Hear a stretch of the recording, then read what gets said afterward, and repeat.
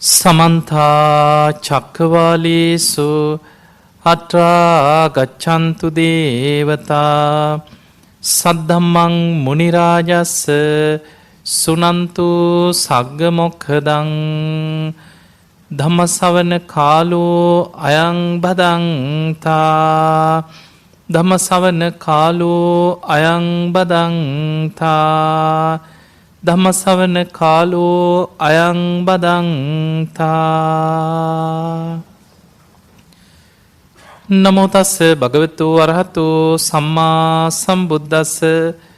නමෝ තස්ස භගවතු අරහතෝ සම්මා සම්බුද්දස්ස. නමෝ තස්ස භගවතු අරහතෝ සම්මා සම්බුද්දස්ස. පින්වතුනි, අපි චූට්ටක් ජීවිතයේ තීරණාත්මක තැනකදී ධර්මයේ සිහි කරගන්න පුළුවන්ද? ධර්මයේ සිහි කරගන්න එක ලේසිද? කොහොමද අපි මරණාසන්න මොහොතක අපි කරපු පිනක් කුසලයක් සිහි කරගන්නේ? ඒක ලේසි දෙයක්ද කියන එක චුට්ටක් බලමු. මරණාසන්න මොහොත අපි කවුරුත් මැරෙනවන්නේ. කවදා කොතන කොයි මොහොතේද කියන්න බෑ. බුදුරජාණන් වහන්සේ පෙන්වුවේ නත්ති ජාතස්ස අමරණ. ඉපදිච්ච කෙනෙකුට ආයි නොමැරී ඉන්න ක්‍රමයක් මේ ලෝකේ කොහෙවත් නැහැ. මරණාසන්න මොහොතේ ස්වභාවය බුද්ධ දේශනාවලින් අපි චුට්ටක් විමසලා තේරුම් ගමු. අනාථපිණ්ඩික සිටුතුමා පෘථග්ජනෙක් නෙමෙයි, සෝවාන් වෙච්ච කෙනෙක්. මජ්ක්‍ධිම නිකායේ තියෙනවා අනාථපිණ්ඩිකෝ ආද කියලා සූත්‍රයක්. මේ දේශනාවේ තියෙනවා සිටුතුමා මරණාසන්න වෙච්ච වෙලාවේ හොඳට සිහිය තිබ්බා. සෝවාන් වෙච්ච කෙනෙක්. සේවකයෙකුට කතා කරලා කිව්වා ඔබ ඉක්මනට යන්න ජේතවනයේට. ඉස්සල්ලාම ගිහිල්ලා මගේ වචනෙන් බුදුරජාණන් වහන්සේට වඳින්න කිව්වා. මේ වන්දනා කරන්නේ අනාථපිණ්ඩික සිටුතුමා කියලා මගේ වචනෙන් ඔබ වඳින්න කිව්වා. එහෙම වන්දනා කළා සිටුතුමාට බොහොම අසාධ්‍යයි කියලා මගේ ලෙඩේ ගැන විතරක් සිහි කරන්න. එච්චරයි. ඊළඟට යන්න කිව්වා සාරිපුත්ත හාමුදුරුවගේ කුටියට. සිටුතුමාට බොහොම අසාධ්‍යයි කියලා සාරිපුත්ත හාමුදුරන්ට මගේ වචනින්ම වැඳලා කියන්න. හැබැයි සාරිපුත්ත හාමුදුරන්ට ආරාධනා කරන්න කිව්වා අනේ මට හුස්ම ටික යන්න කලින් මගේ නිවසට ඇවිල්ලා මට බණ ටිකක් කියන්න කියලා සාරිපුත්තයන් වහන්සේට ආරාධනා කරන්න කිව්වා. මරණාසන්න මොහොතේවත් බුදුරජාණන් වහන්සේ වෙහෙසවන්න කැමති වුණේ ගෞරවේ. ආරාධනය ලැබුණට පස්සේ සාරිපුත්ත හාමුදුරුවෝ ආනන්ද හාමුදුරුවොත් එක්කම පිණ්ඩපාතෙත් ගිහිල්ලා සිටුතුමාගේ සිටු නිවසට වැඩියා. දැන් දේශනාවේ තියෙනවා සිටුතුමා හොඳටම අසාධ්‍යයි. ඉතින් උඩුබැලි අතට ඇඳේ වැතිරිලා ඉන්නවා. ඇඳ ළඟම ආසන දෙකක් පනවලා තිබ්බා. සාරිපුත්ත හාමුදුරුවෝයි ආනන්ද හාමුදුරුවෝ ඇඳ ළඟම ඒ ආසන දෙකේ වැඩ හිටියා. වාඩි වෙලා ඉස්සලා සාරිපුත්ත හාමුදුරුවෝ අහනවා කච්චිතේ කමනියන් ඔබට ඉවසන්න පුළුවන්ද? කච්චි යාපනියන් ඔබට දරාගන්න පුළුවන්ද? කච්චි දුක්ඛා වේදනානෝ අභික්ඛමන්තිනෝ පටික්ඛමන්ති ඔබේ ওই වේදනාව අඩු වෙනවද වැඩි වෙනවද? දැන් අපි ওই විදිහටම ඇහුවේ නැතත් අපි ලෙඩ බලන්න ගියාම අහනවන්නේ සනීපද? එන්නේ අඩුවක් තියෙනවද? වෛද්‍යවරු මොකද කිව්වේ? ඔයාට ඉවසන්න පුළුවන්ද? අපි ওই විදිහට අහනවා. ලෙඩේ ගැන ඉස්සලා කායික වේදනාව ගැන අහනකොට සිටුතුමා ඉස්සර ගොඩාක් ওই දේශනාවල තියෙන උපමාවලින් තමයි කියලා තියෙන්නේ. සිටුතුමා උපමා 4ක් කියනවා Tamanට දැනෙන වේදනාව. සිටුතුමා කියනවා සාමීනේ මගේ ඔළුව වටේට කඹයක් වෙලලා ශක්ති සම්පන්න කෙනෙක් කිටි කිටි කිටි කිටි ගාලා හිර කරනවා වගේ අදිමාත්‍ර වේදනාවක් හිස ඇතුලෙන් දැනෙනවා කියනවා. අපි නිකන් කතාවට කියන්නේ ඔළුව පැලෙන්න රිදෙනවා කියලා. එතකොට සිටුතුමා කියන ඔළුව වටේට කඹයක් වෙලලා කෙනෙක් කඹේ හිර කරනවා වගේ අදිමාත්‍ර වේදනාවක් හිස ඇතුලෙන් දැනෙනවා කියලා. දෙවනි උපමාවෙන් කියනවා උල් පිහියකින් මගේ හිස් මුදුන පලනවා වගේ දැනෙනවා කියලා. ඔය මරණ මංචකේ දැනෙන ටික. ඊළඟට කියනවා සාමීනී මස් කපන පිහියකින් මගේ බඩවැල් තීරු තීරු කපනවා වගේ කුස ඇතුලෙන් වේදනාවක් උපදිනවා කියලා. හතරවෙනි උපමාවෙන් කියනවා සාමීනී 4 දිනක් මා උස්සන් ගිහිල්ලා ගිනි අඟුරු වලක දාලා මාව පුච්චනවා වගේ මගේ ඇඟම දනවා කියෝ. 1000ක් දැවීමක් මුළු ඇඟ පිච්චෙනවා කියනවා. ගිනි අඟුරු වලක දාලා මාව පුච්චනවා වගේ මගේ ඇඟ දනවා කියන. දැන් බලන්න මරණාසන්න මොහොතේ මේ සෝවාන් කෙනෙක් අනාථපිණ්ඩික සිටුතුමා මරණ මංචකයේ සිටුතුමාට දැනෙච්ච වේදනාවේ තියෙන. දැන් හිතන්න ඔය වේදනාව හැමෝටම දැනෙනවා හැබැයි. අඩු වැඩි වෙන්න කාලේ වෙනස් වෙන්න පුළුවන්. ඒකට හේතුව දැන් ධර්මයේ තියෙනවා මරණය විස්තර කරනවා ආයුසයි උණුසුමයි විඥානයයි ශරීරයෙන් බැහැර වෙනවා. ආයුස් මාච විඥානක් කියන. දැන් අපි මැරෙනවා කියලා කියන්නේ අපේ කර්මානුරූපී ගෙනාපු අපේ ආයුෂ මොන ක්‍රමෙන් හරි ආයුෂ ඉවර වෙනවා. උස්මාච ශරීරේ තියෙනවා උණුසුමක්. ඒකට අපි කියනවා තේජෝ ධාතු. මේ උණුසුම මැරෙනකොට ශරීරයෙන් බැහැරට ඇදෙනවා. ඒකනේ මැරුණාම සීතල වෙන්නේ. ඇඟේ තියෙන උණුසුම ඇඟෙන් එළියට ඇදෙනවා. තේජෝ ධාතු.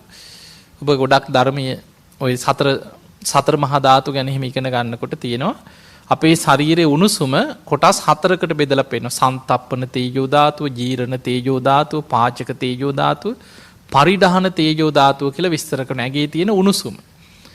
ඔය ඇඟේ උණුසුම ඇඟෙන් එළියට ඇදෙනවා මරණාසන්න වෙනකොට. ඒකයි විශාල 1000ක් දැවීමක්.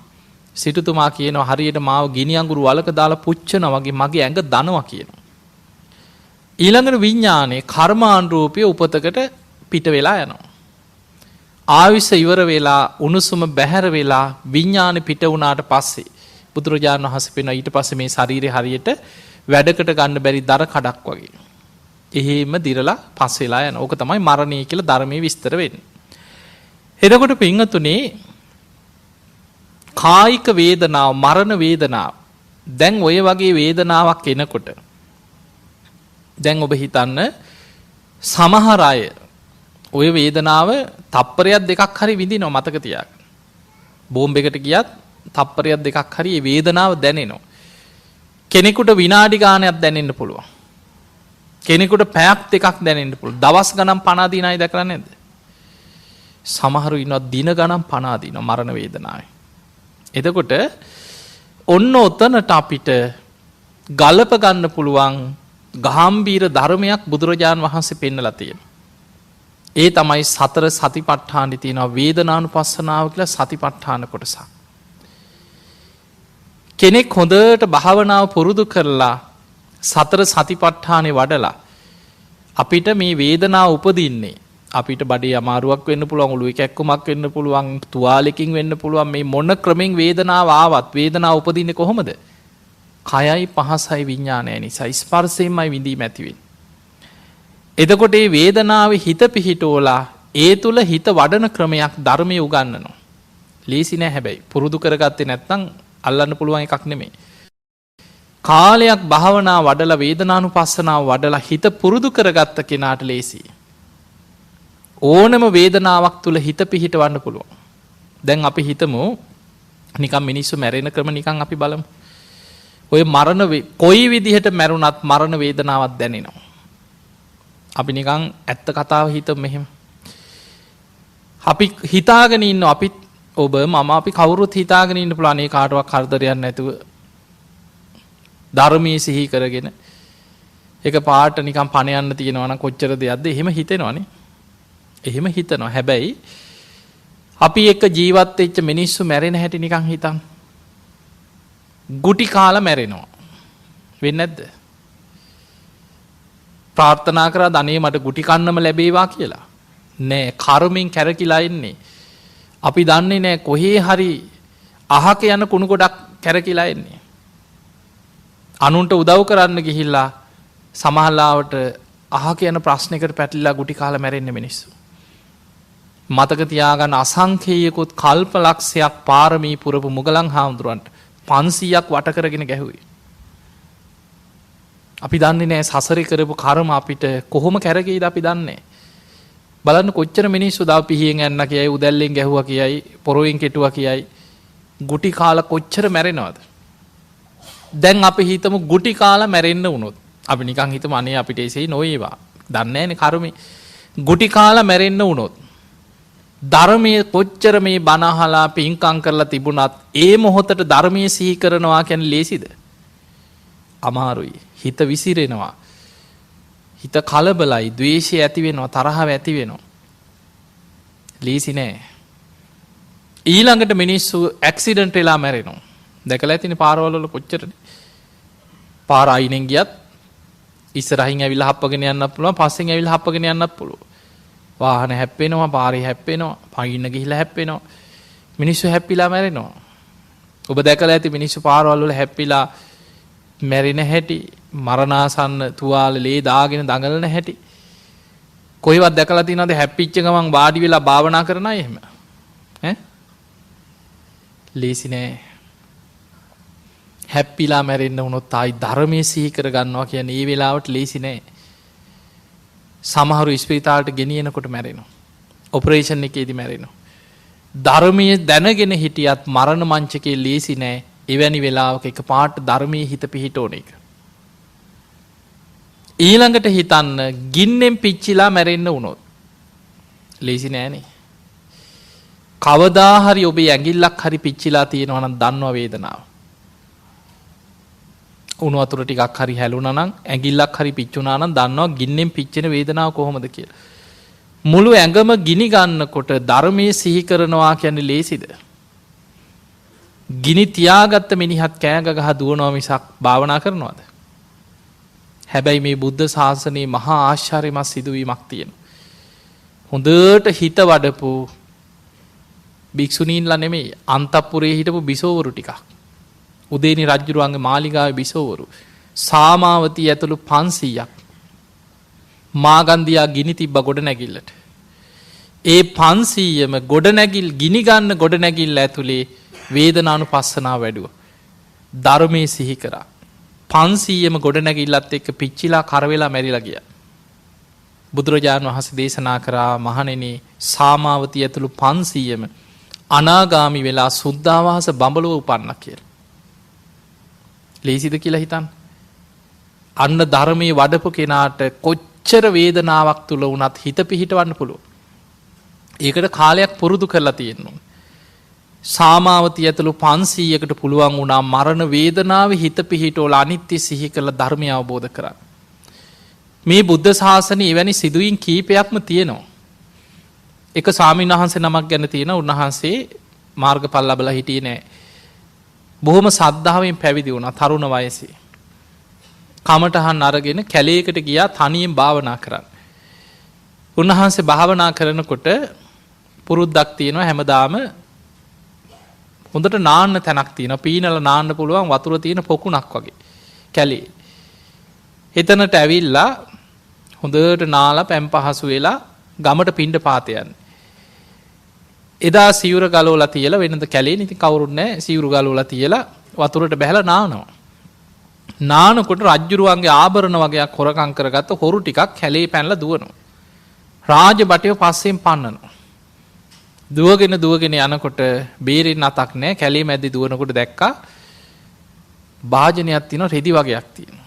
එහෙම දුවගෙන ඇවිල්ලා අර රෙදි ඇතුලේ සිවුරු අතරේ පාත්‍රය ඇතුළට දැම්ම ආභරණ ටික. දාලා මුන් හැංගුණා. දැන් රාජබටයන්ට අහු වුණත් ඉතින් ඒ කාලේ ඇඟිලි සලකුණු ගන්න නෑනේ. අපි මේ කැලේට ආවා දර ටිකක් හොයන්න ආවා බේතක් හොයන්න ආවා මොකක් හරි කියලා බේරෙයි. රාජබටයෝ කැලේ පීරගෙන එනකොට දැක්ක මේ කැලේ ඇතුලේ අර පොකුණ ළඟ රෙදි වගේක් තියෙනවා. ඇවිල්ලා රෙදි ටික අවුස්සලා බලනකොට මෙන්න වාජනිය ඇතුලේ පාත්‍රය ඇතුලේ ආභරණ ටික. වටපිට බැලුවා කෝහොරා. බලනකොට අනේ අර ස්වාමීන් වහන්සේ පීන උන්වහන්සේ පැම් පහසු වෙනවා. මෙහෙට වරින් කියලා ඇදලා ගත්තා. ගගහ ඇදගෙන ගියා රජුරෝ ළඟට. ගිහිල්ලා ඉදිරිපත් කරා රජතුමනි බේන් හොරා. මෙන්න ආභරණ ටික. දැන් බඩුත් එක්කම හොරා වුණා. කේන්තියෙන් හිටපු රජුරෝ ඒ මොහොතේම කීවා ඕක උල තියාපන් කිව්වා.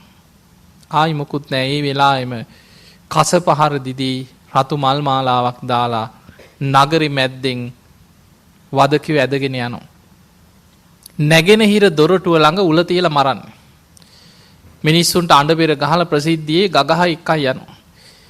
ගෙනහිල්ලා අර හාමුදුරුවෝ දැන් උල උඩ ඉන්දේව දැන් හිතන්න උලක් ඇඟ හාරගෙන ඉස්සර රජ කාලේ උල තියලා මරපු ඒවා දැකලා ඇතිනේ ඉස්සර නිකන් පින්තූරවල හරි. ඇඟ හාරගෙන බඩවැල් කාගෙන ඇතුළට උලක් බහිනකොට ආයි ධර්මයේ සිහි කරන්න ලේසිද? උල උඩ ඉන්න ඕනකොටම උන්වහන්සේට මතක් වුණා බුදුරජාණන් වහන්සේගේ ධර්මයේ කොච්චර සත්‍යයක්ද. ඉපදීම දුකයි කියලා නේ දේශනා කරේ. ඉපදිච්ච නිසා නේද මම මේ දුක් විඳින්නේ. දැන් අපිට කරදර එනකොට ඕක හිතෙන්නේ නැහැ.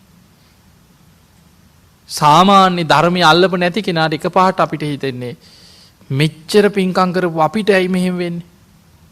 ඕම් පින්කම් කරලා අපිට වෙච්ච දේ. අපි හිතන්නේ එහෙම. ධර්මයේ ගැඹුරින් අල්ලපු කෙනා ආර්ය සත්‍යයට ඒක ගලපනවා. ඉපදීම දුකයි.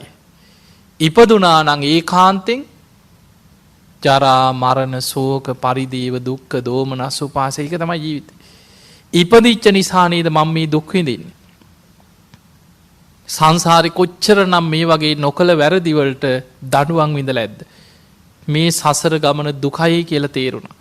එහෙම හිතනකොටම බුදුරජාණන් වහන්සේගේ බුදු ඇසට අරමුණු වුණා උන්වහන්සේගේ ශ්‍රාවක දරුවෙක්. ඒ ජීවිතේ නොකල වරදක් වුණත් පෙර සසරේ කර්ම විපාකයක්. හැබැයි බුදුරජාණන් වහන්සේ බැදුවේ නිවන් දකින්න පින තියනවද? තාම තියෙනවා. ධර්මාවබෝධය ලබන්න පුළුවන්. බුදුරජාණන් වහන්සේ දේශනාවේ තියෙනවා දික්කල අතක් හකුලනවා වගේ.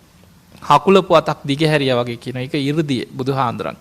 ඒ සැනින් කාටවත් පේන්නේ අර උලව ඉඳපු ස්වාමීන් වහන්සේට විතරක් පේන්න බුදුරජාණන් වහන්සේ 이르දියෙන් පෙනී හිටියා. පෙනී ඉඳලා අහනවා භික්ෂුව මේ රූපේ නිට්ටයද අනිත්‍යද? දැන් ඇඟ හාරගෙන උල බහිනවා. අනිච්ඡම් බන්තේ කි. අනිත්‍යයි ස්වාමීනි කි. එහෙමනම් අනිත්‍ය වූ රූපයක් නිසා ඔබට ඇතිවෙන්නේ සැපක්ද දුකක්ද? දුක්ඛම් බන්තේ දුකයි ස්වාමීනි කි. එහෙමනම් මේ රූපේ මම මගේ ආත්මයයි කියලා පිළිගන්න පුළුවන්ද? නොහේතම් බන්තේ නැහැ ස්වාමීනි මේක අනාත්මයි කි. මේ රූපේ අනිත්‍යයි දුකයි අනාත්මයි කියලා සිහි කරන්න කිව්වා.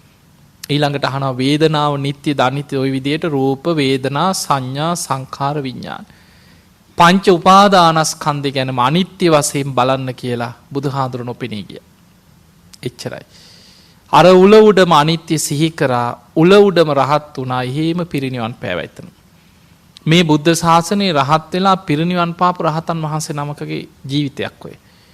දැන් බලන්න රහත් උනේ බොහොම සනීපෙට භාවනා කරලාද? ඇඟ හාරගෙන උලක් බහිනකොට ඒ වේදනාව තුල අනිත්‍ය සිහි කරලා රහත් උනේ. එහෙනම් අපිට පේනවා වේදනාව තුල ධර්මයේ දන්න කෙනාට හිත පිහිටෝලා මරණ වේදනාවේ ධර්මාවබෝධය ලබන්න පුළුවන්. බොහෝ දෙනෙකුට ධර්මයේ නොදන්න කෙනා ආයි මරණ වේදනාවේ ධර්මය සිහි කරනවද? හූ තියනවා දැකලා ඇතිනේ ස්පීතාලවල එහෙමනේ. කෑ ගහනවා හූ තියනවා දෙවනක් කරනවා ළඟ ඉන්නේ උන්ටත් බයිනවා. විශීලටත් කෑ ගහනවා. හැබැයි ධර්මයේ දන්න කෙනාට ඒ වේදනාව තුල අනිත්‍ය සිහි කරන්න පුළුවන්. එතකොට දැන් අපි එකින් එක නිකන් තේරුම් ගමු. පළවෙනි එක තමයි මරණාසන්න කෙනෙකුට මරණ වේදනාවක් උපදිනවා. ඊළඟට මේ ධර්මයේ කාලයක් පුරුදු කරලා නැත්නම් මරණාසන්න කෙනෙක් අසරණ වෙන දෙවනි තැන තමයි සිහිය දුර්වල වෙනවා. පිංගතුනි දැන් ඔබට මට අපි කාටත් පෙර පිනක් නිසා තාම අපේ සිහිය රැකිලා තියෙනවා. සිහි මුලා වෙන්න ආයි වයසට යන්න ඕනේ නැහැ.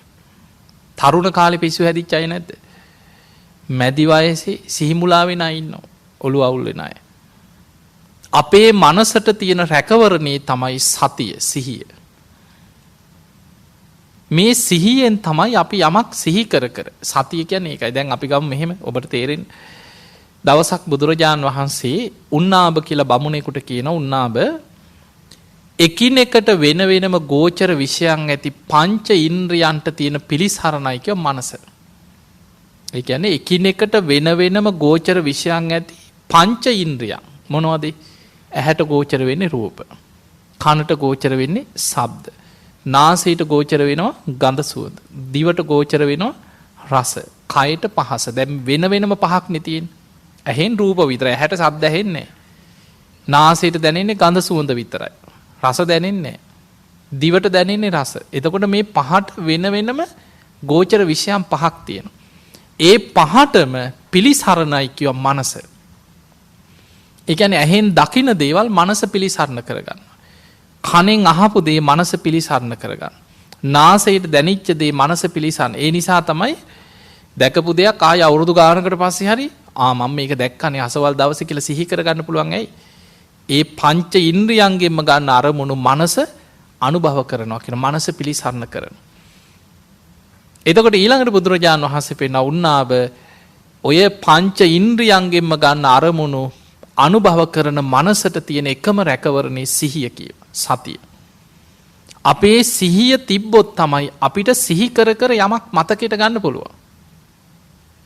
ඒ සිහිය දුර්වල වෙනකොට මොකද වෙන්නේ? මේ දැකපු දේ මේ මතක නැති වෙනවා. මේ අහපු දේ මේ මතක නැහැ. මං කිව්වා මට කිව්වා කියනවා. මතක නැහැ. ඇයි සිහිය දුර්වලයි. එතකොට ඉන්ද්‍රියයන්ගෙන් ගන්න අරමුණු ආයි සිහි කරගන්න බැරි වෙනවා සිහිය දුර්වල වෙනකොට. ඒකනේ ගොඩාක් මේ සිහිය දියුණු කරන ක්‍රමේ තමයි සතර සතිපට්ඨාන කියන්නේ. සති කියන්නේ සිහිය. අපි භාවනාවක යෙදෙනවා කියන්නේ ටික ටික හරි. භාවනාවක යෙදෙනවා කියන්නේ සිහිය ටික ටික අපි වඩනවා. සිහිය දියුණු වෙනවා. සිහිය දියුණු වෙනකොට අපේ සිහිය ඉන්ද්‍රියක් බවට පත් වෙනවා. ඒකට ධර්මයේ කියන්නේ සති ඉන්ද්‍රිය කියලා. සති බලං සති සම්බොජ්ජංගය සම්මා සතිය ඔය විදිහට සිහිය දියුණු කරන්න පුළුවන්. එහෙම දියුණු කරේ නැත්නම් වෙන්නේ ඔබ බලන්න බොහෝ දෙනෙක් බලන්න නිකන් අපේම ඥාතීන් ගැන නිකන් අවංකව හිතන්න. තරුණ කාලේ හොඳට හිටියා. මැදි වයසේ ව්‍යාපාර කරා දියුණු වුණා. බොහෝ වගකීමෙන් වැඩ කරා කල්පනා කරලා සැලසුම් කරා. වයසට යන්න ඊට පස්සේ අමතක වෙනවා. දැන් අපිට බණ ඇහුවට ඉස්සර වගේ මතක නැහැ. කියන්නේ නැති සමහර. එහෙම දුර්වල වෙලා සමහරු ඉන්නවා දරුවෝ අඳුන ගන්න බෑ. කෑවද බීවද මතක නැහැ. ඇඟේ ඇඳුමක් තියනවද මතක නැහැ. ඒ මට්ටමට දුර්වල වෙන අය ඉන්නවා. එතකොට මෙච්චර හොඳට දියුණු කරන්න පුළුවන් සිහියක් අපි දියුණු නොකිරීම නිසා මොකද වෙන්නේ? වයසට යන්න කය දුර්වල වෙනවා වගේම හිත දුර්වල වෙනවා. දැන් වයසට යන එක අපේ බුදුරජාණන් වහන්සේත් වයසට ගියා. කය දුර්වල වෙන එක කාටවත් වළක්වන්න බෑ. කෙස් ටික පැහෙනවා, හම රැලි වැටෙනවා, ජරාවටපත් වෙනවා. ඒක කාටත් එකයි. දැන් බුදුහාඳුර වයසට ගියේ නැද්ද? බුදුරජාණන් වහන්සේ දේශනා කරන ආනන්ද දැන් තථාගතයන් වහන්සේගේ ශරීරය හරියට ජග්ගර සකටන් කියන දි รา පු කරත්තයක් වගේ කියලා. බොහොම අමාරුවෙන් කියනවා මේ කය දැන් පරිහරණය කරන්න. එතකොට අපිට පේනවා එහෙනම් උන්වහන්සේ අවුරුදු 80ට ආසන්න වෙනකොට වයෝවෘද්ධ භාවයකට පත් වුණා. උන්වහන්සේ වයසට ගියා, ලෙඩ වුණා. අපි කාටත් වයසට යනවා ලෙඩ වෙනවා. ඒක ආරි සත්‍යය. හැබැයි අපි භාවනාවක හිත පුරුදු කරලා හිත රැකගන්න ප්‍රායෝගික උත්සාහයක් දරලා නැත්නම් කය දුර්වල වෙනවා වගේම වයසට යන්න හිත දුර්වල වෙගෙන යනවා. සිහිය ටික ටික අඩු වෙනවා. සිහිය දුර්වල වෙනවා. සිහි කල්පනාව එන්නේ අඩු වුණාට පස්සේ දැන් ඔබ හිතන්න මරණාසන්න වෙනකොට සිහි කල්පනාව නැත්නම් දැකලා ඇතිනේ සමහරු සිහිය අඩු වෙච්චමයි ඉන්නවා. තමන්ගේ සිහිය දුර්වල නම් මරණ මංචකේ කරපු පිනක් කුසලයක් සිහි කරගන්න පුළුවන් දෙයට බෑ. දරුවෙකුට නෑදෑයෙකුටවත් පුළුවන් ද කනට කරලා හරි අම්මට මතකයි අම්මා මෙහෙම පින් කරා. තාත්තට මතකද තාත්තා මෙහෙම පින් කරා. එහෙම සිහි කරලා මතක් කරන්න සිහිය තියෙන්න බෑ. බොහෝ දෙනෙකුට වයසට යනකොට සිහි කල්පනාව නෑ. ඒ නිසා මතක තියාගන්න මරණ මංචකේ ලේසි නෑ. අපි ජීවත් වෙලා ඉන්නකොට තරුණ වයසේ මැදි වයසේ ධර්මයේ වඩන්න නැතුව ওই වයසට යනකම් හිටියොත් ඌව පස්සේ බැරියයි කී ඉන්නවා. ඒකේ ප්‍රතිඵලයේ බොහෝ දෙනෙකුට වයසට යනකොට ධර්මයේ දියුණු කරන්න පටන් ගන්න හදනකොට ඔන්න සිහි කල්පනාව අඩුයි. එක්ක ලෙඩ රෝග. බණ අහන්න බෑ. අහපු ගමන් එක්ක නිින්ද යනවා. කොන්දරි දෙනවා, අතපයිරි දෙනවා. කම්මැලි. හිත පුරුදු වෙලා තියෙන කෙලෙස් වලට මිසක් ධර්මයට නෙමෙයි. ඒ නිසා පින්වතුනි මේ ධර්මය අල්ලනවා කියන්නේ ලීසි දෙයක් නෙමෙයි. ලොකු කැපකිරීමක් කරන්න ඕන. ලොකු උත්සාහයක් ගන්න ඕන. ඒ නිසා පළවෙනිම දේ තමයි මරණාසන්න මොහොතක කායික වේදනාවෙන් කෙනෙක් අසරණ වෙනවා. දෙවැනි එක තමයි සිහිය දියුණු කරලා නැත්නම් සිහි මුලා වෙනවා. මරණ මංචකයේ සිහි මුලා වෙනවා. එහෙම සිහිය දුර්වල වුණාට පස්සේ බොහෝ දෙනෙකුට අවාසනාවන්ත ඉරණමක් තියෙන. මොකද අපි දන්නේ ළඟ ඉන්න කෙනෙකුටවත් පිහිට වෙන්න බෑ. ධර්මයේ සිහි කරවන්න බෑ. එයාට සිහිය නැහැ. කියන දේ තේරුම් ගන්න බෑ. ඊළඟට මරණාසන්න වෙනකොට තව අනතුරක් තියෙනවා. අකුසල් කර කර හිටපු කෙනෙකුට සිහිය තිබ්බ කියලා හිත මරණ මංචකේ මොකක් හරි පිනකට සිහිය තිබ්බා. එයාට චිත්‍රපටි පේනවා වගේ අර අකුසල් සිහි වෙන්න ගන්නවා. මරණ මංචකයේ තියෙන භයානකම දේවල්. මොකද ඔබ හිතන්න මෙහෙම. අපේ විඤ්ඤාණය අපේ හිත පිහිටලා තියෙන්නේ කුසල මූලයන් තුල නෙමෙයි. අපි මේ සසර ඉපදී යන්නේ අකුසල මූලයන්ගෙන් හටගත් විඤ්ඤාණයක් අපිට තියෙන. ලෝභ, ද්වේෂ, මෝහ කියන අකුසල මූලයන්ගෙන් හටගත් හිතක් අපිට තියෙන. ඒ අකුසල මූලයන්ගෙන් හටගත්ත විඤ්ඤාණය කුසලයකට නෙමෙයි ඇදෙන්නේ, වැඩිපුරම ඇදෙන්නේ අකුසල් පැත්තට. දැන් නිකන් අවංකව අපේ හිතේ ස්වභාවය හිතන්න. රාග සහිත දෙයක් අපි දැක්කොත් නිමිත්තක් අපිට ආයි රාගය ඇති කරගන්න ලොකු උත්සාහයක් ගන්න ඕනද? මට රාගය ඇති වේවා ඇති වේවා ඇති වේවා අනේ ඇති වේවා කියලා ඇති කරගන්නේ. දකින සැනින් අලු යට ගිනි පොකුරු මතුවෙනවා වගේ සැනින් රාගානුසය බලවත් වෙනවා. මේවා අනුසය හිත ඇතුලේ හැංගිලා තියෙන. ස්පර්ශයත් එක්ක රාග නිමිත්තක් යොමු වෙච්ච ගමන් රාගානුසය මතුවෙනවා. තරහකාරයෙක් දැක්ක ගමන් මට ද්වේෂය ඇති වේවා ඇති වේවා ඇති වේවා කියලා ඇති කරගන්න ඕනද? නෑ. දකින සැනින් පටිඝානුසය මතුවෙලා එනවා. අරමුණ යොමු වෙච්ච ගමන් සැනින් කොහේ තිබ්බද හිතාගන්න බෑ. කේන්ති එනකොට සැනින් බලවත් වෙලා එනවා. ද්වේෂය බලවත් වෙනවා. එතකොට අපිට පේනවා අකුසල මූලයන්ගේ පිහිටපු හිත ඉබේම අකුසලයට ඇදෙනවා. කුසලයට හරවන්න තමයි උත්සාහ කරන්න ඕන. කුසලයට හරවන්න නම් කරුණු 3ක් තියෙනවා. දැන් ඒක මේ වගේ. දැන් අපි ගමු ගඟක් තියෙනවා පල්ලෙහාට නැඹුරු වෙලා තියෙන්නේ. පහළට ගලන්නේ. වේගෙන් පල්ලෙහාට ගලනවා. එතකොට පල්ලෙහාට පීනන්න ලේසිද අමාරුද? ආයි පීනන්න දෙයක් නැහැ. නිකන් ඉබේම ඇදිලා යනවා. ඒ වගේ තමයි අකුසල මූලයන්ගේ පිහිටපු හිත අකුසලයට ඉබේම ඇදෙනවා. උඩුගම් බලා යන්න නම් එයාට තියෙන්න ඕන වීරිය, නුවණ, සිහිය තියෙන්න. ඒක තමයි අකුසලයට ඇදෙන හිතක් කුසලයට හරවන්න ආතාපි සම්පජානෝ සතිමා. ආතාපි කියන්නේ කෙලෙස් තවන වීරියක් තියෙන්න ඕන. සම්පජාන කියන්නේ හොඳ නුවණක් තියෙන්න ඕන. එන හැම සිතුවිල්ලක්ම මේක කුසල්ද අකුසල්ද? මේක පින්ද පවුද? හොඳද නරකද? මේක මට යහපතක් වෙයිද අයහපතක් වෙයිද? ධර්මයට අනුව ගලපා බලන නුවණ. ඒකට කියනවා සම්පජාන. සතිමා කියන්නේ හොඳ සිහියක් පවත්වාගෙන සිහියෙන් ඉන්න ඕන. ඔන්න ඔය කරුණු 3 වීරිය, සිහිය, නුවණ අපි ළඟ තියෙන යම් ප්‍රමාණයකටද ඒ ප්‍රමාණයට අපිට ධර්මයට හැරෙන්න පුළුවන්. ධර්මයේ කර අකුසල යටපත් කළා කුසල් පැත්තට හරවන්න පුළුවන්. ඕක තමයි තව විස්තර කරලා කියන්නේ සතර සම්‍යක්ප්‍රධාන වීරිය කියලා. එතකොට මරණාසන්න අයට ධර්මයේ පුරුදු කරලා නැහැ, භාවනා කරලා නැහැ, වීරිය වඩලා නැහැ. එහෙම කෙනෙක් මරණාසන්න වෙනකොට කුසල් නෙමෙයි හිතට වැඩිපුර ගලන්නේ. කරපු අකුසල් පව්කම් චිත්තපටි වගේ පේන්න ගන්නවා. ඒවෙන් හිත ගලව ගන්න අමාරුයි ඊට පස්සේ. මොකද ඔබට වඩා අපි ගොඩාක් මරණාසන්න අය ළඟ ඉඳලා තියෙනවා.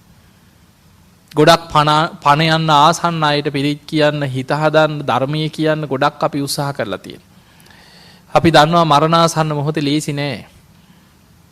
100ක් ගත්තොත් එක්කෙනයි දෙන්නයි මරණ මංචකේ ධර්මයක හිත පිහිටවා ගන්න හරි පුරුද්දක් කරගන්න.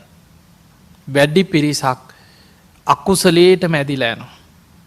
ඒකට හේතුව පුරුදු කරලා නැහැ. චිත්‍රපටි වගේ ගලන්නේ හිතට මම මේ වගේ පව්කම් කරා, මේ වගේ වැරදි වැඩ කරා, මම මේවා කරා. ඒවා ගලාගෙන එනවා. මම එක අත්දැකීමක් කියන්නම්. මීට මාස ගානකට පෙර මම දන්න කෙනෙක්. ඒ කෙනාගේ මේ පුතා ඉස්සර අපිත් එක්ක ඉගෙන ගන්න කාලේ හිටියා ඒ දරුවා. ඉතින් මම දන්නවා ඒ තාත්තා ගැන. ඒ තාත්තා ඉතින් සාමාන්‍ය ජීවිතය ගත්තොත් සල්ලාලෙක්. ඒ ළමයිගේ ගෙදර හිටියෙත් නෑ පොඩි කාලේ අපි දන්න කාලේ. ඉතින් එහෙම ජීවත් වුණා. අන්තිමට ඊළඟට මැරේ. මිනිස්සු බය කරගෙන අනුන්ගේ දේපල ඉඩ කඩන් ලියාගෙන බොහොම දරුණු ජීවිතයක් ගත කරේ. පලාතක් බය කරගෙන එහෙම හිටපු මිනිස්සෙක්. කොහොම හරි මරණාස් පිළිකාවක් හැදිලා අමාරු වෙලා මරණාසන්න වෙනකොට කවුරුත් නැහැ. දවසක් ඒ දරුවා මට කතා කරලා කිව්වා හාමුදුරු දන්න අහලා ඉතිනේ අපේ තාත්තා ගැන. දැන් මරණාසන්න වෙලා මේ පිළිකාවක් කවුරුත් නැහැ. දැන් අපේ ගෙදර අපි ඉතින් ගෙනත් තියාගෙන මොනවා වුණත් තාත්තනේ මොන වැරදි තිබ්බත් අපි ගෙදර තියාගෙන ඉතින් උදව් කරනවා. හාමුදුරු මේ පැත්තේ යනවා නම් චුට්ටක් ඇවිල්ලා යන්න. මේ කරපු පව්කම් ඔක්කොම කියනවා කියනවා. හිත හදන්න ක්‍රමයක් අපිට තේරෙන්නෙත් නැහැ. ඔබ වහන්සේ පුළුවන් නම් මේ පැත්තේ වඩින වෙලාවක එන්න කි. ඉතින් මගේ බණක් තිබ්බ වෙලාවක මං ගියා. ගියාට පස්සේ සිහිය ටිකක් තියෙනවා. අඳුනගත්තා. මං ගියපු ගමන් ඉස්සල්ලාම කිව්වේ වෙවුලනවා. හාමුදුරනේ අර කින්නවා කිව්වා. මං බැලුවා වටපිට මට මොකෙක්වත් පේන්නේ නැහැ. අන්න අර කින්නවා කිව්වා. පස්සේ මම මේ ගෑනු කේස් එකක් ඒ කාලේ. බෙල්ල වැල දාගෙන මැරිලා. දැන් පේනවලු ඇඳ ළඟ ඉන්නවා වගේ බෙල්ල මිරි කන්න එනවලු දැන්. යක්ෂණියෙක් වෙලා කොණ්ඩේ කඩාගෙන බෙල්ල මිරි කන්න ඉන්නවලු ගෑණියෙක්. දැන් ඕක කියනවා. ඊට පස්සේ මං කිව්වා නෑ එහෙම එකක් නෑ. දැන් මම ඉන්නවනේ බය වෙන්න එපා කියලා. ඊට පස්සේ ඔන්න මං ගිය ගමන් කරේ දැන් පන්සිල් දුන්නා. පන්සිල් දීලා මං කිව්වා දැන් ඔබතුමා වාඩි කරලා පන්සිල් දුන්නා. පන්සිල් දීලා මං කිව්වා දැන් සිල්වත්. මේ ධර්ම මාර්ගයේ යන ක්‍රමයක් තියෙනවා. අපි කවුරුත් මේ උපදිනකොටම සෝවාන් වෙලාවද? නෑ. ජීවිතේ ධර්මයේ නොදන්න කාලේ සමහරලාවට සිහිය පිහිටවා ගන්න බැරි කාලේ වෙච්ච වැරදි අකුසල් ඇති ඕන කෙනෙකුට. හැබැයි යම් මොහොතක අපිට තේරුණා නම් ධර්මයක පිහිටියා නම් මං අද ඉඳන් නිවැරදි වෙනවා කියලා ධර්මයට පැමිණුණාද එතන ඉඳන් දියුණුවා. බුදුරජාණන් වහන්සේ පෙන්නනවා එතන ඉඳන් වලාකුලින් මිදෙන පුන් සඳ වගේ ධර්මයේ තුල යා බැබලෙනවා. අකුසල්ම කර කර ඉන්න තාක්කල් වලාකුලින් වැහිලා තියෙන. දුම් මීදුම් ආදියෙන් වැහුණට පස්සේ බැබලෙන්නේ නැහැ ජීවිතේ. අකුසලෙන් වැහිලා තියෙන. ඒ නිසා අපි සිල් ගත්තට පස්සේ පරණ වැරදි හිතෙන් අමතක කරන්න ඕනේ. මං දැන් සිල්වත්. මට ඒව වැඩක් නැහැ. මං සිල්වත්.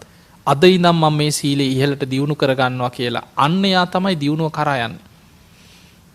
මම කරුණ ටිකක් කියලා මං පන්සිල් දුන්නා. පන්සිල් දීලා මං කිව්වා දැන් ඔබතුමා සිල්වත්. ඕවා හිතන්න එපා. ඔබතුමා සිල්වත්. ඊට පස්සේ කිව්වා නේ හාමුදුරනේ මගේ හිතට වද දෙනවා. මං හරියට පව්කම් කරා. මං කිව්වා දැන් ඉතින් ඔබතුමා සිල් ගත්තනේ දැන් ඕවා ඔක්කොම අයින් කරන්න. ඊට පස්සේ නෑ හාමුදුරනේ මට මතක් වෙනවා මං චිත්‍රපටි වගේ මට පේනවා කිව්වා. ඊට පස්සේ කිව්වා මේ එහෙනම් හාමුදුරනේ මට ආයි පාරක් සිල් දෙන්න කිව්වා. ඊට පස්සේ මං හොඳයි කියලා ඔන්න වාඩි කරලා දෙවනි පාර දැන් දැනෙන්නම දෙවනි පාරට සිල් දුන්නා. සිල් දීලා මං කිව්වා දැන් ඔබතුමා හොඳටම සිල්වත් නේ දෙපාරක්ම එක ළඟ සිල් ගත්තානේ. දැන් මන්ත්‍රයක් වගේ ඕක හිතන්න කිව්වා මං සිල්වත් හිතට අකුසල් මතක් වෙනකොට හිතන්න කිව්වා මං සිල්වත්. මට ඕවා වැඩක් නැහැ මං සිල්වත්. පරණ වැරදි දැන් මට අදාළ නැහැ මං සිල්වත් කියලා ඒක හිතන්න කිව්වා. ඊට පස්සේ දැන් වෙවුලනවා. කඳුළු ඇක්කෙරෙනවා. ඊට පස්සේ අර දරුවෝ තව දෙතුන් දෙනෙක් හිටියා. තව කවුද හිටියා එතන. ඊට පස්සේ ඒ අය දිහාත් බලලා කිව්වා නේ හාමුදුරනේ මගේ හිතට වද දෙන ප්‍රශ්න ටිකක් තියෙනවා කියලා. මට ළමයෙකුටවත් කියන්න බෑ කිව්වා. ඔබ වහන්සේ පුළුවන් නම් අහගෙන ඉන්න කිව්වා. මං කියන්නම් මට හිත හදාගන්න. අර ගෙදර මිනිස්සු පුටුව මේ දැන් සුදු රෙද්දක් දාලා මාව වාඩි කරලා කට්ටිය ඔක්කොම එළියට ගියා. දැන් මං අහන්නේ පෙර කුණු ටික ඔක්කොම. මං වැටිච්ච අමාරු මං දැන් උඩ බලනවා බිම බලනවා මටම හිරිකිතයි. අර කුණු ගොඩවල් දැන් කියනවා ඒ කාලේ කරපු පව්කම්. මං ඉතින් ටිකක් අහගෙන ඉඳලා මං කිව්වා ඌවා කියන්න එපා. අකුසල් සිහි කරන්න මොකද වෙන්නේ? අකුසලී බලවත් වෙනවා. පරණ කුණු ගොඩක් කියලා හිතන්න. ඒ අකුසල් සිහි වෙන්න ඒක කියන්න මොකද වෙන්නේ? අකුසලී බලවත් වෙනවා. ධර්මයේ පෙන්වන්නේ සබ්බ පාපස්සා කරන. සියලු පාපී අකුසල් වලින් වළකින් සීල් ගත්තට පස්සේ මං සිල්වත් පරණ වැරදි හිත හිත ඉන්නත් එපා. ඒක හිතේ වැඩෙනවා. හිතෙනුත් ඒවා අයින් කරන්න. කුසලස්ස උපසම්පදා. අපි කුසලයක පිහිටියට පස්සේ පින් කරනවා කුසල් වඩනවා හිතන්නේ මොනවද? කුසල්. කුසල් හිතන්න කුසලයේ හිතේ වැඩෙනවා. අකුසල් හිත හිටියොත් අකුසල් වැඩෙනවා. ඊට පස්සේ මං ටිකක් අහගෙන ඉඳලා මං කිව්වා කියන්න එපා ඔය කුණු ගොඩවල්. මට ඕවා අහන්න ඕනෙත් නැහැ. ඉතින් ඒ නිසා ඔබතුමා ඕක දැන් සිල්වත්නේ. අනේ හාමුදුරනේ එහෙනම් මට ආයි සිල් දෙන්න කිව්වා. තුන්වෙනි පාරටත් සිල් දුන්නා. තුන්වෙනි පාරටත් පන්සිල් සමාදන් කරලා ඊට පස්සේ ඉතින් මං චුට්ටක් කතා කරලා මට තේරුණා කිව්වට වැඩක් නැහැ නිකන් පොඩි ළමයෙක් වගේ තේරුම් ගන්න පාටක් පේන්නෙත් නැහැ. ඊට පස්සේ මං ඉතින් ඒත් මං අඟවන්න නැතුව මං කිව්වා ඔබතුමා බුදු ගුණ ටික හිතන්න. සීලය ගැන හිතන්න මං දැන් සිල්වත් කියලා හිතන්න බුදු ගුණ හිතන්න වෙන ලොකු දෙයක් ඕනේ බුදු ගුණ ටික හිතන්න කියලා මං ඉතින් කිව්වා මට දැන් යන්න ඕනේ කොළඹ යන්න තියෙනවා කියලා. ඊට පස්සේ මගේ අතින් අල්ලගෙන අඬන්න ගත්තා. අඬලාන්ලා කිව්වා අනේ හාමුදුරනේ තව එක උදව්වක් තියෙනවා. ඔබ වහන්සේට පුළුවන් නම් මට තව එක උදව්වක් කරන්න කිව්වා. මං ඇහුවා මොකද්ද කියලා. තව එක පාරක් පන්සිල් දෙන්න කිව්වා. හතරවෙනි පාරටත් පන්සිල් දීලා ඉක්මනට ආවා මං. තව ටිකක් තව විනාඩි 10ක් හිටියනම් තව පස්සරයක් පන්සිල් දෙන්න වෙනවා. මරණ මං හිටියේ සිංහෙක් වගේ. මිනිස්සු බය කරගෙන චණ්ඩියෙක් වගේ ජීවත් වුණේ. බලන්න මරණ මංචකේ වෙන දේ. අන්ත අසරණයි. ඒ නිසා ධර්මයක් නැති වුණොත් මරණාසන්න මොහොත කියන්නේ අසරණ වෙනවාමයි. හොඳට මතක තියාගන්න. අපි කවුරු ජීවිතේ අන්ත අසරණ වෙන තැන තමයි මරණ මංචකේ. එතකොට මම දැන් ඔය නිකන් එක එක ඔබට විස්තර කරගෙන ගියේ පළවෙනි එක තමයි මරණාසන්න කෙනෙක් කායික වේදනාවකින් මරණ වේදනාවෙන් අසරණ වෙනවා. දෙවැනි කාරණේ තමයි මරණාසන්න වෙනකොට සිහිය දියුණු කරලා නැත්නම් සිහිය දුර්වල වෙනවා. සිහි මුලා වෙනවා.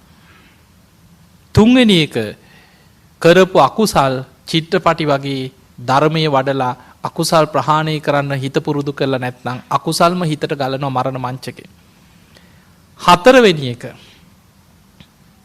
මරණාසන්න කෙනෙකුට අතහැරීම පුරුදු කරපු නැති කෙනෙකුට දැනෙන වැඩිපුරම දැනෙන දුක මොකද්ද? පිය විප්පයෝගෝ දුක්ඛෝ. ප්‍රියයන්ගෙන් වෙන්වීමේ දුක. අපි දැකලා තියෙනවා අපි මරණාසන්න අය ළඟ ඉන්නකොට සමහර ආච්චිලා අනේ පොඩි උන් අල්ලගෙන අඬනවා. අනේ මම මුංග දාලා යන්නේ කොහොමද කියලා. උන්ගේ මූණ බලන්න නැතුව මං ඉන්නේ කොහොමද කියලා.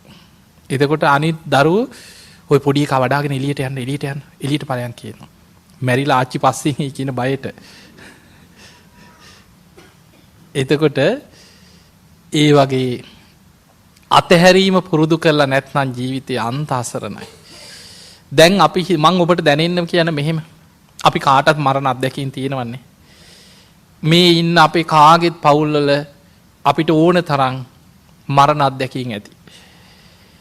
අපි ආදරෙන් හිටපු අපේ ජීවිතයට ගොඩක් ලං වෙච්ච අපේ අම්මා තාත්තා හරි සහෝදරයෙක් හරි ඥාතියෙක් හරි කවුරු හරි දරුවෙක් හරි නැති වෙච්ච දවසක ඔබ නිකන් හිතන්න මෙහෙම අසවලා නැති වුණා කියලා එකපාරට අපිට දැනෙනකොට අපිට මොකද වෙන්නේ කියලා හිතන්න නිකන් අවංක. අපි ආදරෙන් හිටපු කෙනෙක් ජීවිතේ ළඟින් හිටපු කෙනෙක් නැති වුණාම අසවලා නැති වුණා කියලා දැනගත්ත ගමන් තමන් ලෝකෙම තනි වුණා වගේ දැනෙන්නේ නැද්ද? ඇඟ හිරි වැටෙනවා. පපුව දන්න ගන්නවා. පිච්චෙනවා වගේ පපුව. කලන්තේ දාලා වැටෙනවා සමහරුන්ට.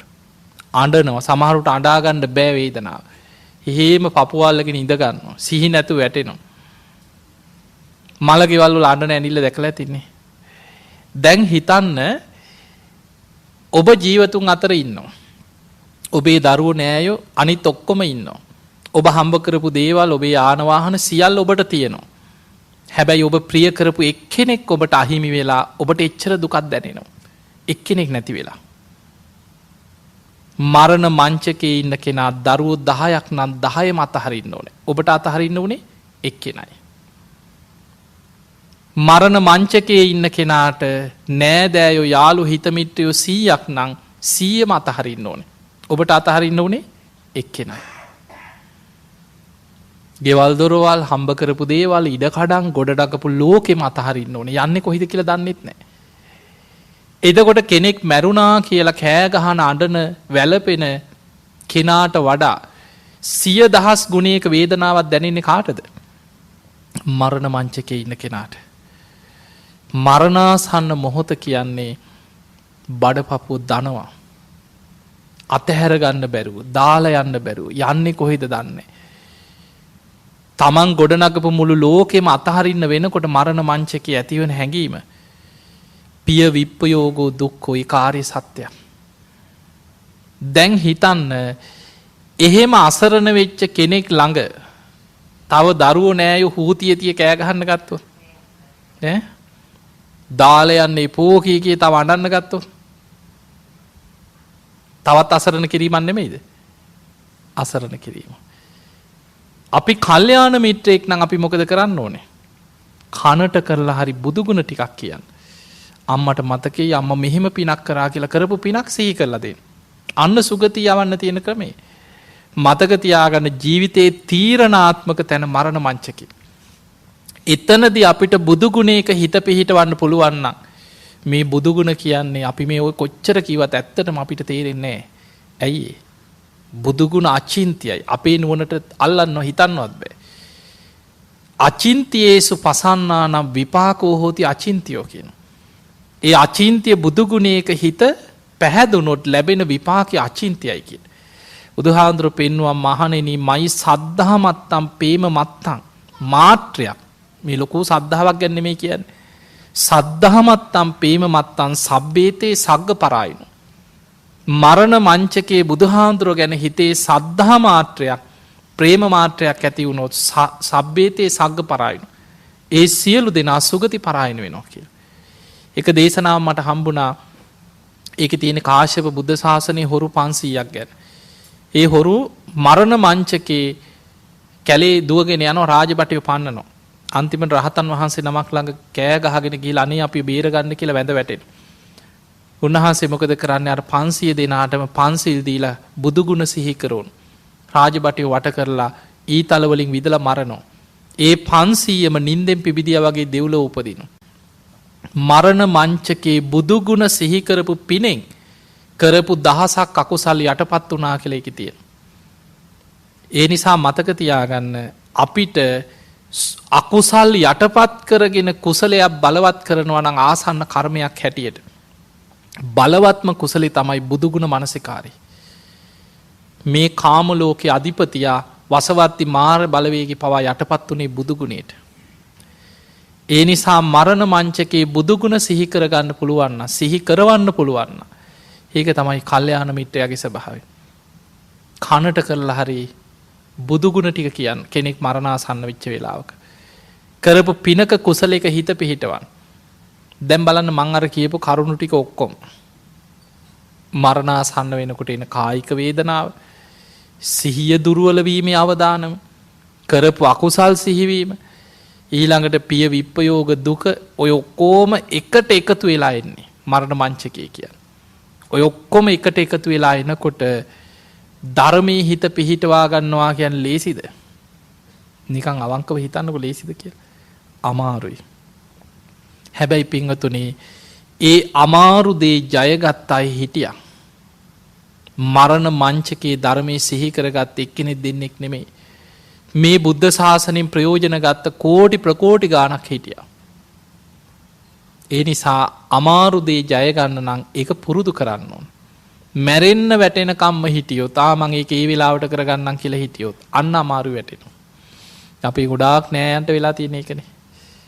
මම ඒක ඒ වෙලාවට කරගන්න උඹලගේ පාඩු විඳපල්ලා කියලා ඉන්නවන්නේ මැරෙන්න වැටෙනකම්. අන්තිම වෙනකොට කල්පනාවක් නෑ, සිහියක් නෑ, මතකත් නෑ. ධර්මය අල්ල ගන්න අමාරුයි. ඒ නිසා සිහි නුවණ තියෙන වෙලාවේ දැන් මේ කියපු ටික හොඳට සිහි කරන්න. අපිට ධර්මාවබෝධයට උපකාර වෙන පළවෙනිම වීරිය ඇති කරගන්න උපකාර වෙන දේ මරණ සති. ඒකයි මරණය ගැන ඔබට කියලා දුන්නේ. බුදුරජාණන් වහන්සේ පෙන්වනවා මහණෙනි මරණ සති භාවනාව තරම් ධර්මාවබෝධයට අප්‍රමාදී භාවයේ උපදින භාවනාවක් බුදු ඇසින්වත් දකින්නේ නැහැ කියලා. හැම වෙලේම තමන්ගෙන් අහන්න දැන් මම මැරුණොත් කොහේ යයිද? මේ ඉන්න ක්‍රමයට ඉඳලා දැන් මම මැරුණොත් කොහේ යයිද? හිතෙන්නේ නැද්ද ටිකක්? එහෙම තමන්ගේ හිතෙන් අහන්න. අන්න එතකොට තමන්ගේ හෘද සාක්ෂිය තුළ තමන්ට උත්තරයක් නැත්නම් කියන්න බෑ මොකක් වෙයිද දන්නේ. ඒක ඉතින් ඒ වෙලාවට වෙයි වෙන දෙයක් වෙන්නේ නැතේ. ඕවනම් අපිට තියෙන උත්තර අපි ප්‍රමාදයි. හැබැයි ධර්මයේ පෙන්නනවා සීක බල වඩලනම් සද්දා සීල සුත ත්‍යාග ප්‍රඥා ටික ටික හරි තමන් තුළ වැඩිලනම් දැන් මම මැරුණොත් කොහේ යයිද කියලා තමන්ගෙන් අහනකොට එයාගේ හෘද සාක්ෂියෙන් තමන්ට හැම වෙලේම බලවත් වෙනවා මම දැන් මැරුණා සුගතිය. මම දැන් මැරුණා සුගතියේ කියලා. ඒක ඇති කරගන්න පුළුවන්. ඒ නිසා මීට අවුරුදු 8කට විතර කලින් වෙච්ච දෙයක්. අවුරුදු 8ක් වගේ ඇති. මන් ළඟින් ඇසුරු කරපු මහත්තයෙක් නැති වුණා. එතුමාගේ දරුවෝ 3 දෙනෙක් හිටියා. 3 දෙනාම රටවල් 3ක. එක ළමෙක් ලංකාවේ නෑ. හොඳට ඉගෙනුවා ළමයි ඒ රටවල් වල ගිහිල්ලා පදිංචි වුණා. ඉතින් ලංකාවට එන්නේ නෑ. ඉතින් බිරිඳත් එක්ක මේ අය රටවල් වලට ගියාට ඉන්න බෑ. ඒ පරිසරයත් එක්ක ටික දවසයි මාසෙයි දෙකයි ඉන්න බෑ කියලා ආයෙ එනවා. නෝනයි මහත්තයයි දෙන්න ලංකාවේ හිටියා. දෙන්න වයසට ගියා බොහොම ආදරේ. එකට බෑග් එක රෙදි ටික දාගෙන ඔය ගිහිල්ලා අනුරාධපුරේ දවස් දෙක ඉන්නවා. භාවනා පන්ති යනවා. කොහේ හරි පින්කමක් තියෙනවා නම් ගිහිල්ලා ඔය ඕන තැනක වැටලා බණ භාවනා කරනවා එකට. කොහොම ඉඳලා දවසක් රෑ මට පණවිඩයක් ආවා මේ හාමුදුරනේ අර මහත්තයාට අමාරුයි ස්පිරිතාලේ ඇතුල් කරා මේ ජීවත් වෙන එකක් නැහැ මේ අපි බලන්න ගියා ඔබ වහන්සේට පුළුවන් නම් එන්න කියලා ගිය වෙලේ ඉඳන් මේ මහත්තයා ඔබ වහන්සේ ගැන කීවා කියලා පණවිඩයක් දෙන්න කියලා. දැන් ওই පණවිඩේ මට රෑ කෙනෙක් කතා කරලා කිව්වා.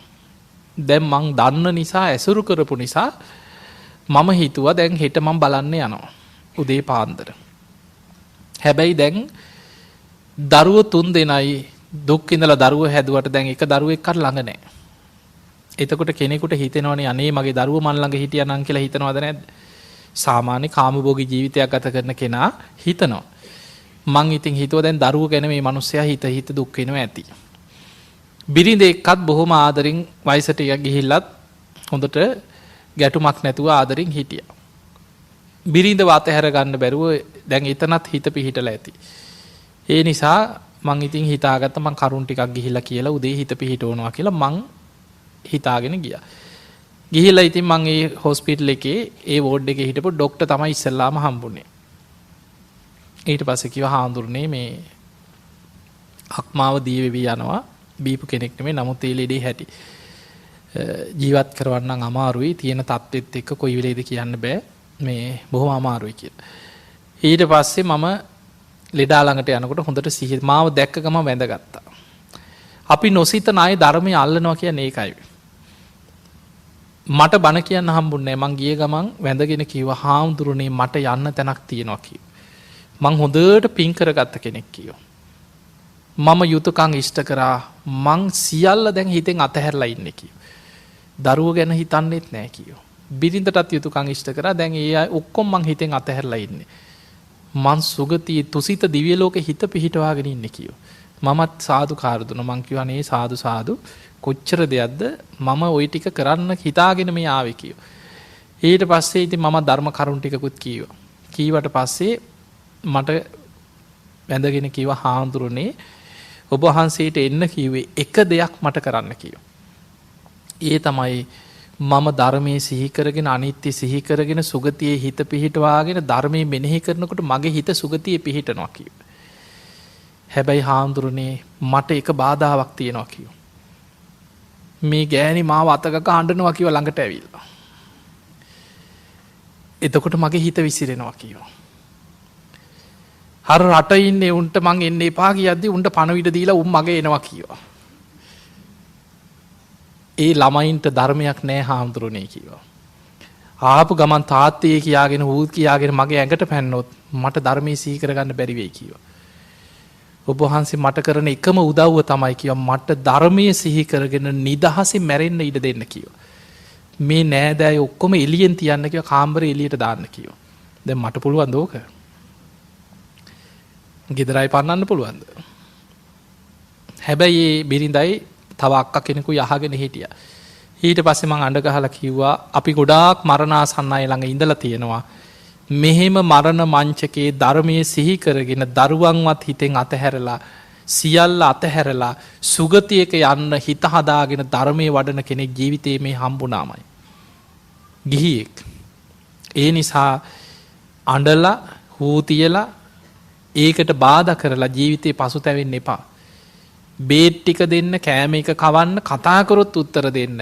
අඬ අතපත ගන්න ගිහිල්ලා ඊට පස්සේ දුක් වෙන්න වෙයි කියලා මං හිත හැදුවා. ඉතින් තේරුම් ගත්තා. ඒ මිනිස්සයා වාසනාවන්තයි. එදා රෑ එක ළමයෙක් එයාපෝට් එකෙන් බැහැලා මගේ එනවා. ඉස්පිරිතාලට එන්න කලින් පණ ගියා. අනිත් ළමයා මගේ ප්ලේන් එකේ එනවා. දරුවෝ ළඟට එන්න කලින් පණ ගියා. ළමයි ආවනම් ආයි සුගතිය ගිහිලා මාරයි. ඒ නිසා අපිට ප්‍රියයන්ගෙන් සමහර වෙලාවට ධර්මයේ නොදන්න කෙනාට ලොකුම හානිය වෙන්නේ ධර්මයේ නොදන්න ඥාතීන්ගෙන්. ඒ නිසා මතක තියාගන්න. මොකද අපි ගොඩාක් මරණාසන්න අය ළඟට ගියහම අපිට පේනවා ධර්මයේ කියන්නේ කියාට වැඩක් නැහැ. කෑ ගහගෙන හූ තියාගෙන ඇඟට පනිනවා. ඉතින් කොහේද අර ධර්මය අල්ලන්නේ? ඒ නිසා හිතන්න මම මෙහෙම ඉඳලා මැරුණොත් කොහේයිද? ඕක තමයි අපිට තියෙන ප්‍රශ්නේ. මේ රටේ ප්‍රශ්නවත් දේශපාලන ප්‍රශ්නවත් ලෝකේ ප්‍රශ්නවත් ඕවා නෙමෙයි. අපිට තියෙන ප්‍රධානම ප්‍රශ්නේ මොකද්ද? අපි සතර අපායේ මහගෙදර කරගත්ත පිරිසක්. මේ හුස්ම ටික ගිහිල්ලා නිරේකට වැටුනොත් කවුද අපිව බේරගන්නේ? තිරිසන් ලෝකයකට പ്രേත ලෝකයකට වැටුනොත් කවුද බේරගන්නේ? දැන් මම මැරුණොත් කොහේයිද? ඕක හිතන්න. ඒක හිතන කෙනා අප්‍රමාදීව කරුණු පහක් වඩනවා. ඒ තමයි සද්ධා, සීල, සුත, ත්‍යාග, ප්‍රඥා. ඉතින් ඔබ හැම දිනාටම මේ ලැබිච්ච මනුස්ස ජීවිතය අවසන් වෙන්න පෙර සද්ධා, සීල, සුත කියන්නේ දහම් දැනුම හොඳට බණහන්. දැන් කොච්චර වාසනාවද බලන්න කොච්චර බණහන්න තියෙනවද? ඊළඟට ත්‍යාග සම්පatti ඔබේ ශක්ති පමණින් පින් කරන්න. ඊළඟට ප්‍රඥාව ධර්මයේ විමසන අනිත්‍ය මෙනෙහි කරන්න. ධර්මාවබෝධයේ පිණිස ඔබ හැම දිනාටම සද්ධාදී ගුණ ධර්ම ඇති කරගෙන උතුම් වූ ධර්මයේම අවබෝධ කරගන්න වාසනාව ලැබේවා ලැබේවා ලැබේවා කියලා අපි ආශිර්වාද කරනවා. එහෙමනම් පින්වතුනි ධර්ම ශ්‍රවණයෙන් ඔබ රැස් කරගත් සියලුම පින් සියලු දෙවියෝ සාදුකාර දෙදී මේ පින් අනුමෝදන් වෙත්වා. දෙවියන්ගේ දිව්‍ය අසීසුරු වර්ධනය කරගෙන සියලු දෙවියෝ උතුම් නිවනටම පත්වේවා කියලා සාදු කියලා පින් දෙන්න. ඒ සියලු දෙවියන්ගේ පිහිට රැකවරණ ආශිර්වාදේ ඔබ හැම දිනාටම ලැබේවා ලැබේවා ලැබේවා කියලා අපි ආශිර්වාද කරනවා. හොඳයි ඔහොම වැඳ ගන්න. අභිවාදන සීලිස්ස නිච්ඡං වද්ධා ප්‍රචායිනෝ චත්තාරෝ ධම්මා වඩ්ඩන්ති ආයුවන්නෝ සුඛං බලං ආයුරාරෝග්‍ය සම්පatti සග්ග සම්පatti මේවච අතෝ නිබ්බාන සම්පatti මිනාති සමිච්ඡතු. හැම දිනාම නිදුක් වේවා නිරෝගී වේවා සුවපත් වේවා සුවපත් වේවා සුවපත් වේවා. හැම දිනාටම තෙරුවන් සරණයි.